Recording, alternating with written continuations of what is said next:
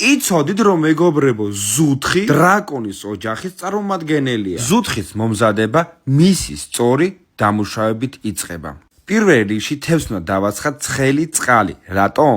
ცხელი წყალი მომენტალურად შლის ზედაპირზე არსებულ სქელ ლორწოს და არბილებს ზუთხის უხეშ კანს.